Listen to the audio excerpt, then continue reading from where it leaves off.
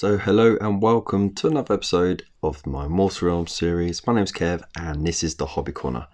Now in this episode we're going to be going over how to build and paint the Dreadblade Harrows. Now these are really cool models. I really do like them.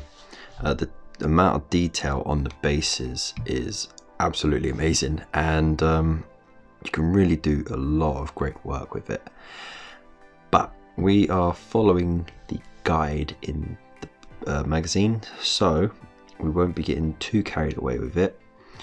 In the book there is a bit on sub-assembly so that you can paint under the robes because they overlap on the horses flanks, and it says pre-assemble, so put the horse bits together like so and then paint them under and all over, and then you paint underneath the robes and then put the riders on and then paint outside. There is another way.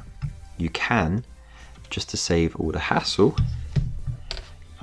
if you're just doing it from the pot, paint it all on the sprue, and then when you clip it out, all you got to do is just touch up those areas where you clipped it out. Alternatively, you can go outside if you got the spray can and just spray the entire thing. A lot quicker, a lot easier, and again, just touch it up. And because I always do once over with the brush from the pot, after I spray the base coat on it, I'll be able to touch it up anyway. So that's what I'm gonna do. So let's get it done in 3, 2, 1.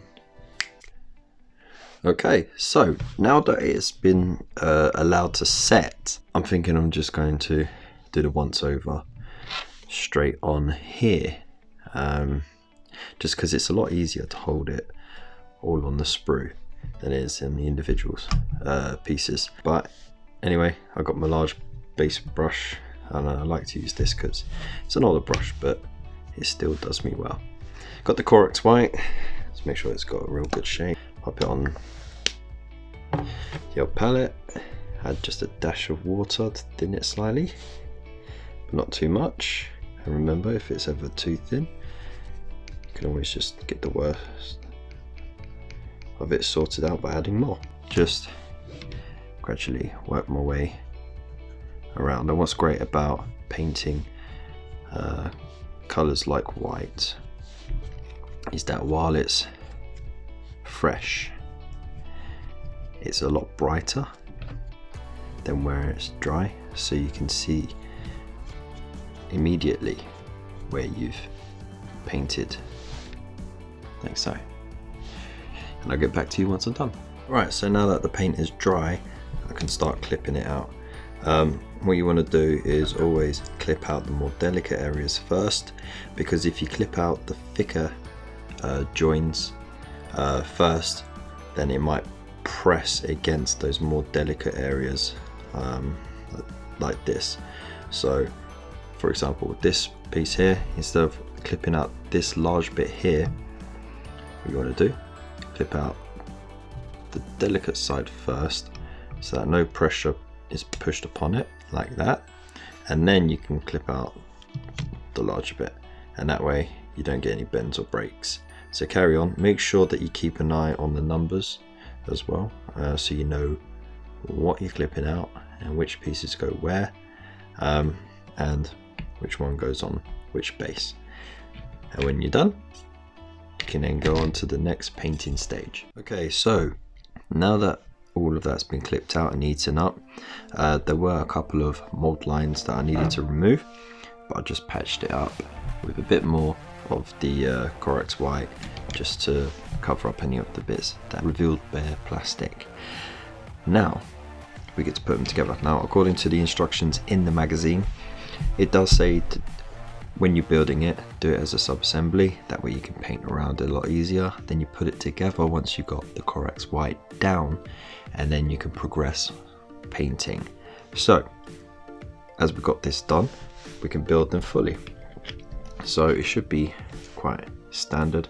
What I would always say is with these little pins, you just take the corner off like that. Not all of it, just a little bit of the corner, just to allow some of the air passage out of the sockets, and that way you can guarantee that they will get flush without getting airlocked or stuck. So we just line those up nicely like so. Once you've lined them up, just gently squeeze until they fit in.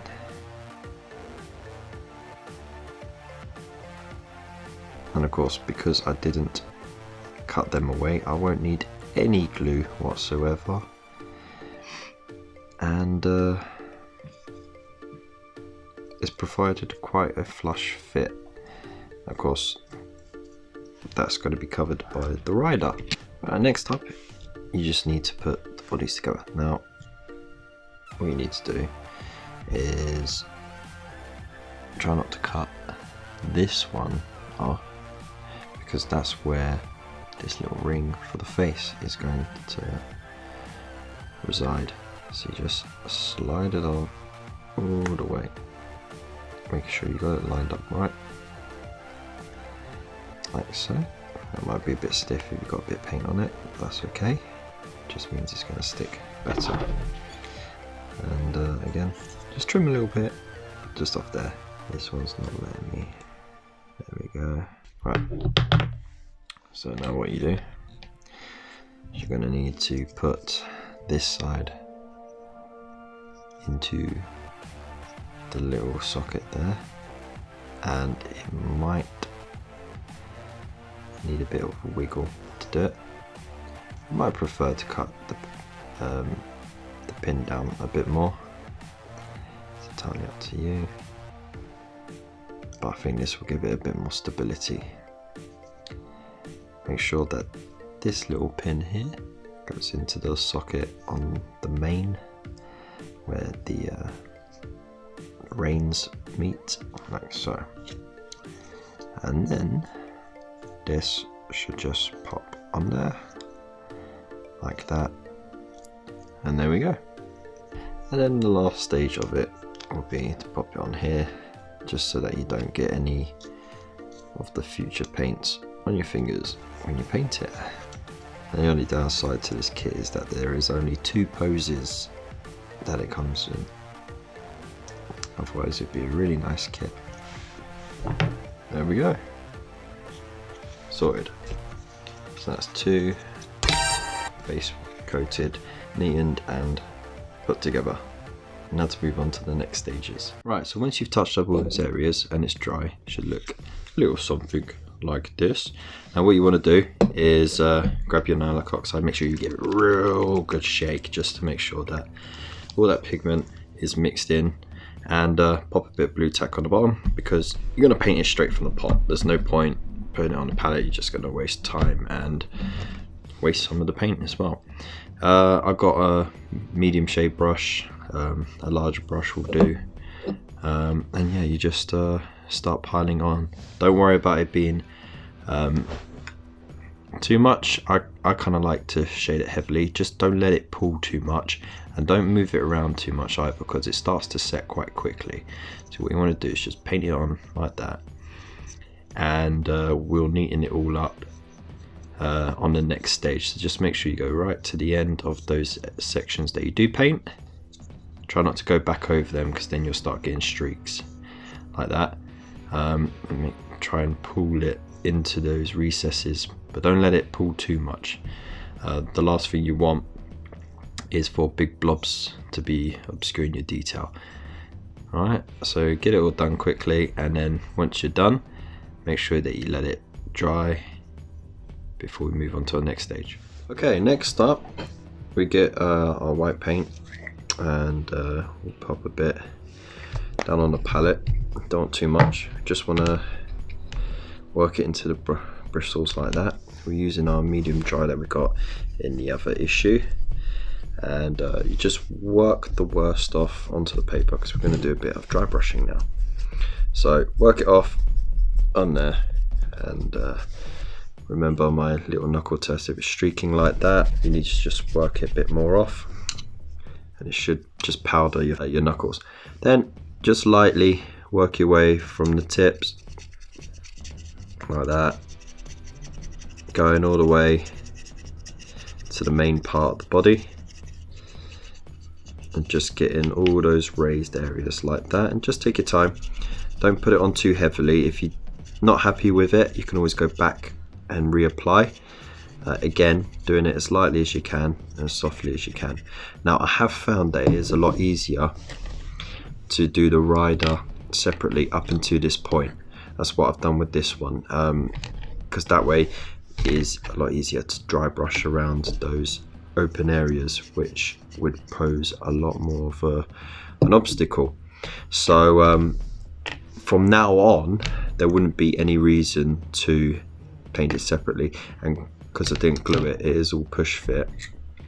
It means that I can just pop it back on where it's supposed to go nicely, and if I wanted to, I could glue it.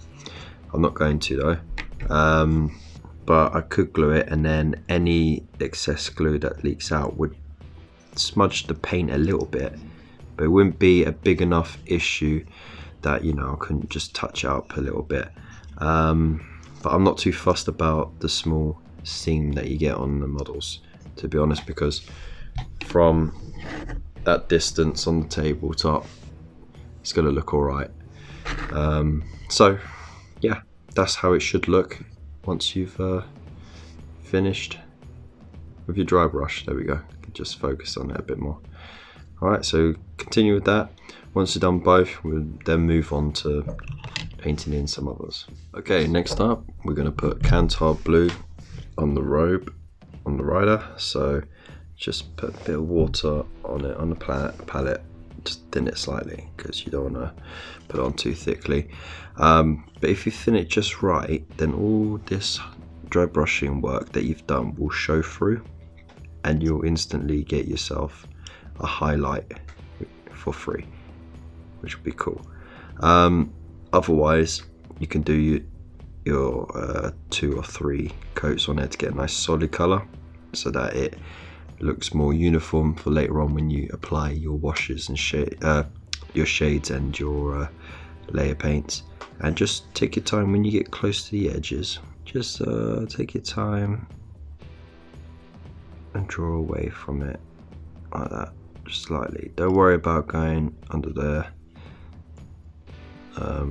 Just do it gently like that, and do it all around, and it should look a little something like this.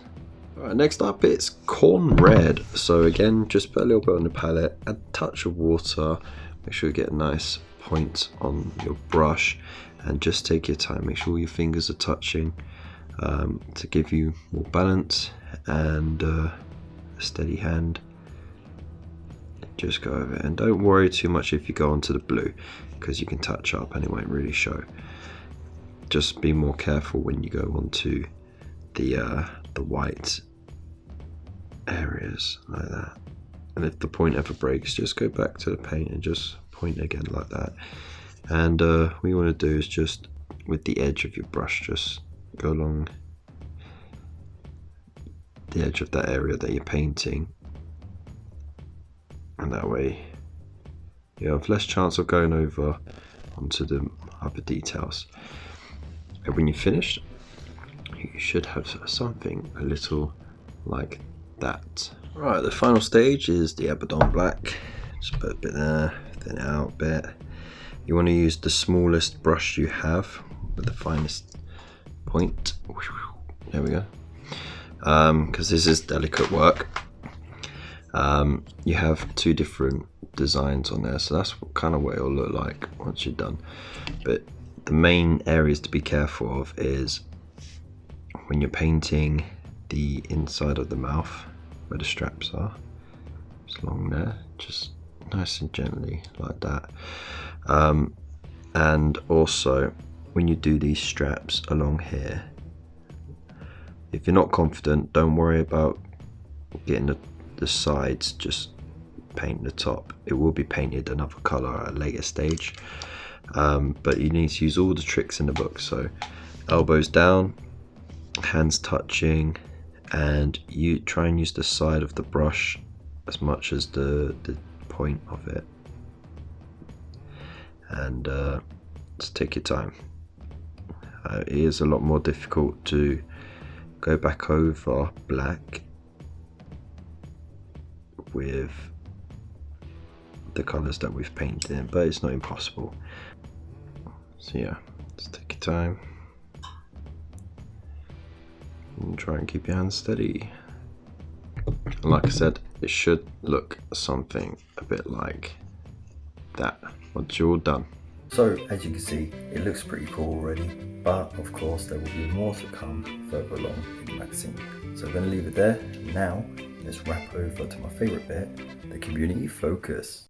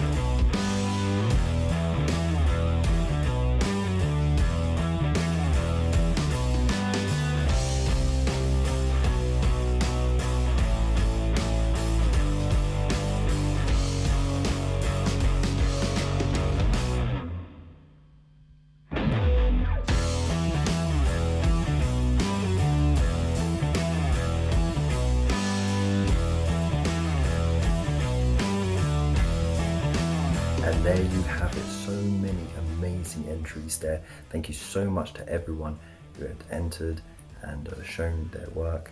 Absolutely fantastic, so much variety for inspiration, and I hope everyone just takes a little something from that.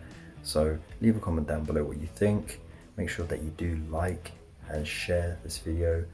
Hit that subscribe button if you haven't already, and the bell icon so you don't miss out on another one of these awesome videos. And of course, there are plenty of ways to support the channel. The links down below to social media, and there are also links to affiliate and also straight up donations as well. By far the best one is Element Games, because you get yourself discounted hobby supplies and I get a little kickback and no extra cost to any of us, so it's win-win. Anyways, I'll leave it there. Thank you so much for tuning in, and I'll see you in the next one. Peace.